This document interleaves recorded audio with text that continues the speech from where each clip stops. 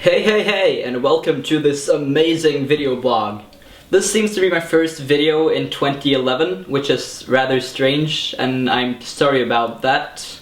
Last year I pretty much stuck to my promise of 2 videos a month, and I will try to stick with that this year as well. Very soon I will have finished an amazing short film, which is the first thing I've done with a real cast and a budget and actual actors, and it's kind of overstuffed because we had to make the film as short as possible to get into like short film festivals, but you can check out a trailer for it by clicking this spot right here. Also, I started a Twitter, which is at twitter.com/Apehodet, so run and check that one out. Oh, I can't.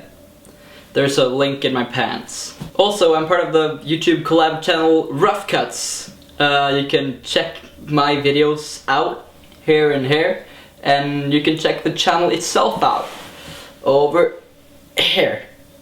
As a school project, I made a podcast which is in Norwegian, but if you're Norwegian, then go check it out at ihatefreedom.com/sekularisering. And now, because of my lack of input, I will talk about my favorite subject, cinema. And one thing that annoys me a lot is critics who claim that cinema is dead. Because I believe that we are living in the golden age of movies. Also, I've been reading a lot of lists of the greatest movies of all time, and it's kind of fascinating to me that the lists that were made 50 years ago had mainly movies that were a few years old, a maximum of 10-15.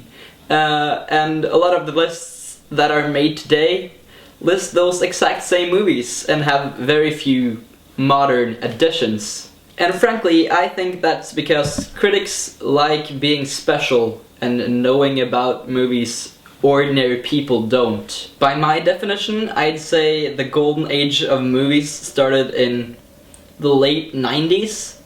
Possibly 1999, which I think is the greatest year for cinema ever. And my reasoning behind this is a couple of things.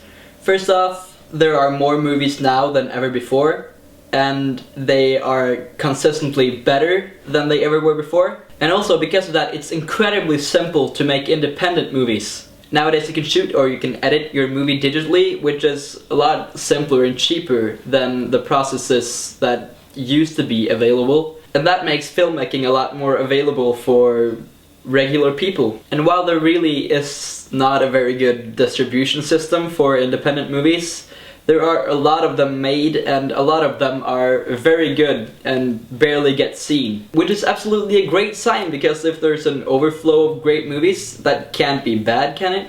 The idea of star power has kind of faded out, and there are basically no stars left in Hollywood who can make a bad movie successful. Stars don't really sell movies anymore, at least not to adult audiences, or me for that matter. One thing that has led to is that studios make a lot of franchises and base movies on pre-existing material so that they have a built-in audience. And a lot of people are commenting that Hollywood now primarily makes comic book adaptations, but there are absolutely positive and redeeming sides to these adaptations and superhero movies. For one thing, they give a lot of exciting opportunities to up-and-coming filmmakers. People like Sam Raimi and Jon Favreau and Bryan Singer were not household names before they were awarded with their superhero movies. I love comic books, and a lot of movies have been made in the past 10 or so years that could not have been made before.